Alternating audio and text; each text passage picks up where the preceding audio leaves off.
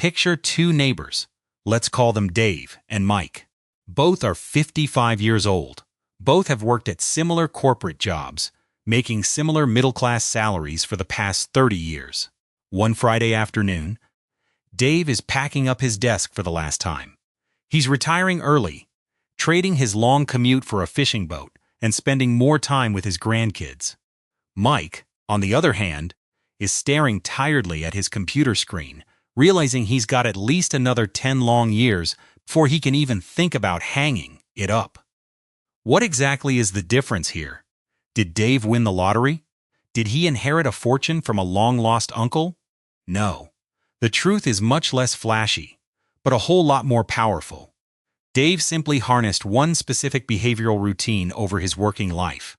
What separates the Daves from the Mikes of the world usually boils down to what we can call the $1,000 a month habit. Now, it's not just about magically finding $1,000 under your sofa cushions. It's a comprehensive approach to how you manage, protect, and grow your money every single month to build a massive advantage. Today, we're going to break down the 6 specific ways early retirees apply this habit to build their nest egg and buy back their time. If you're in your late 40s or 50s and feeling behind, grab a cup of coffee and don't panic. Understanding the mechanics of this habit is the first step to taking back control of your timeline. Let's count it down. Number 6. The habit of plugging the invisible leaks. When you hear about saving an extra $1,000 a month, your first thought is probably, "Are you kidding me? Where am I supposed to find that?" But folks who retire early understand that a huge portion of middle-class income vanishes into what we can call invisible leaks. This isn't about skipping your morning coffee. It's about structural recurring expenses that you don't even notice anymore. It's the auto-renewing subscriptions you haven't used in a year, the bloated cell phone plans, the insurance premiums you haven't shopped around for in a decade, and the convenience food you buy just because you didn't meal plan. Take a woman I'll call Karen. Karen had felt like she was living paycheck to paycheck on a good salary. When she finally sat down and printed out 3 months of bank statements, going through them line by line with a highlighter, she was shocked. She found overlapping streaming services, a gym membership she never used, and hundreds of dollars leaking out to minor convenience purchases.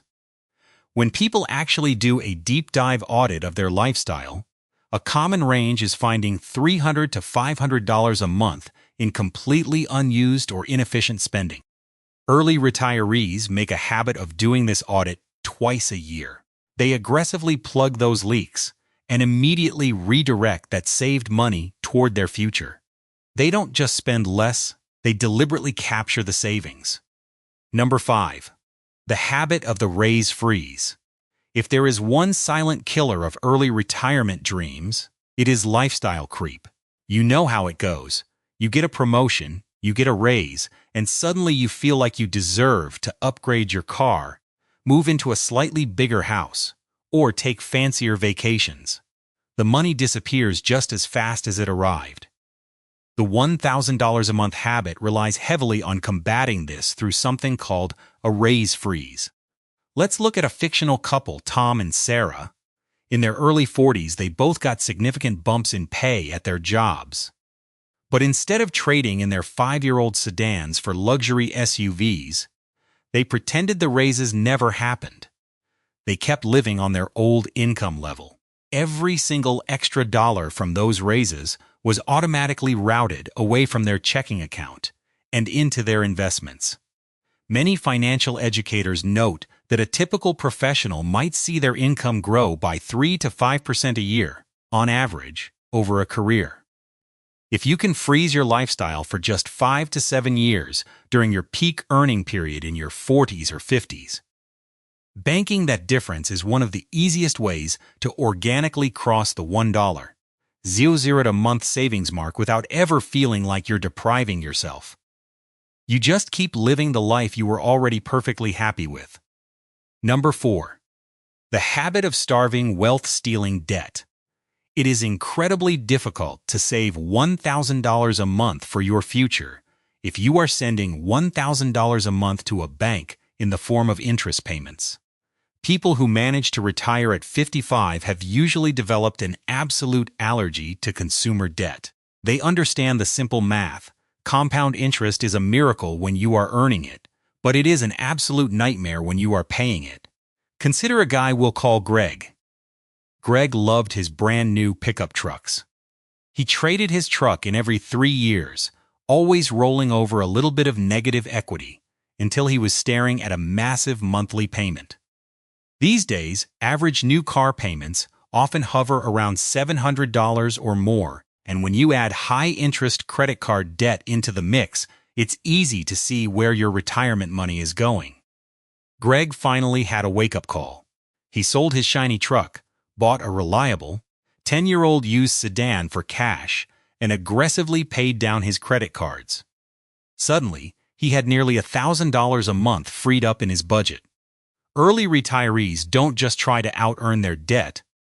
They eliminate the wealth stealers entirely. Freeing up cash flow by destroying debt is often the fastest path to funding your retirement accounts. Number 3. The habit of building a bridge fund. Here is a major logistical hurdle that catches a lot of people off guard. If you want to retire at 55, you can't just rely on your standard 401 or IRA. In most cases, the IRS hits you with an early withdrawal penalty if you touch those traditional retirement accounts before age 59 and a half. On top of that, Medicare doesn't kick in until you are 65. So, how do you survive that gap? The $1,000 a month habit isn't just about saving money. It's about putting it into the right buckets. Let's look at another composite example, Diane and Steve. They knew they wanted to walk away from corporate life in their mid-50s. So, alongside their workplace retirement plans, they consistently funneled their extra $1,000 a month into a standard, taxable brokerage account. This account had no age restrictions. It acted as their bridge fund. They knew they would need this accessible money to pay for living expenses and, crucially, private health insurance before Medicare kicked in. Healthcare premiums for a pre-Medicare couple in their late 50s can easily range from $1,000 to $1,500 a month out of pocket, depending on your state and coverage. The folks who successfully retire at 55 plan for this gap years in advance, building a flexible bridge fund so they aren't trapped at a desk just for the health benefits. Number 2. The habit of radical automation. If you rely on willpower to save $1,000 a month, you will fail. It is just human nature. If the money sits in your checking account, it will whisper your name, and you will find a necessary reason to spend it. The people who actually reach the finish line early practice the habit of radical automation. They pay themselves first, meaning the money leaves their hands before they even have a chance to look at it. Think about a guy named Robert. For years, Robert told himself he would save whatever was left over at the end of the month. Shocker, there was never anything left over. Finally, he went into his company's HR portal and set up a split direct deposit.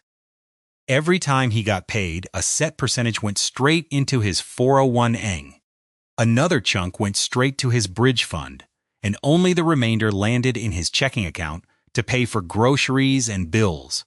A common rule of thumb you'll hear in the personal finance world is aiming to save roughly 15 to 20% of your gross income if you want a comfortable, traditional retirement, and often much more if you want to retire early. By automating this process, Robert removed the emotion and the temptation. He didn't have to choose to do the right thing every month. He just had to make the choice once and let the robots do the heavy lifting for the rest of his career. And finally, number 1, the habit of buying income, not just saving. Here is the ultimate secret of the $1,000 a month habit, and it's the number 1 thing separating the Daves from the Mikes. If you just stuff $1,000 a month under a mattress or into a traditional low-yield bank account, you are actually losing money safely.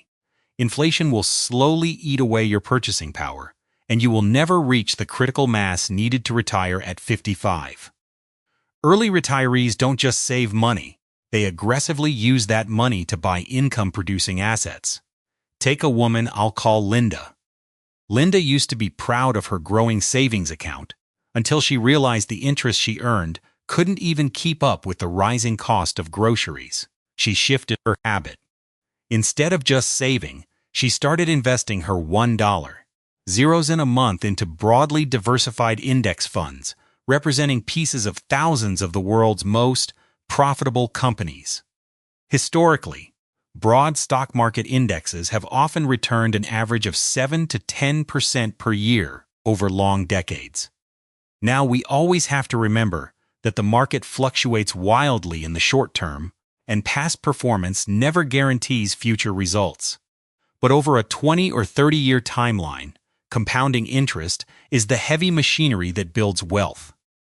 Linda didn't have to work 100 hours a week because she put her money to work for her. That extra $1,000 a month, when invested consistently, grows exponentially, eventually generating enough passive income to replace a paycheck entirely. Now, let's take a step back and have a quick reality check.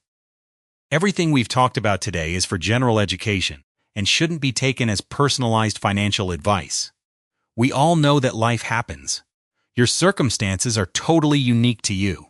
Depending on your current age, your debt load, and your target lifestyle, saving $1.00 in a month might be physically impossible right now. Or maybe you're starting a bit later and you actually need to aim for $2,000 a month. That is perfectly okay. If you are feeling overwhelmed, sitting down with a fee-only fiduciary financial planner who can look at your specific numbers can do wonders for your peace of mind. The goal isn't to perfectly copy someone else's math. It's to adopt the underlying habits that put you in the driver's seat. The fact that you are here, actively thinking about your future, and looking for ways to improve your financial habits means you are already miles ahead of the pack. It is never too late to start making adjustments. A small change in your habits today can totally transform your tomorrow, giving you the freedom to retire on your own terms. If you found this video helpful, please do me a favor and hit that like button. It really helps the channel out. Make sure to subscribe so you don't miss our upcoming videos on navigating your pre-retirement years. And before you go, drop a comment below. Which of these 6 habits do you think is the hardest to master? I'd love to hear your thoughts. Thanks for watching, and I'll see you in the next one.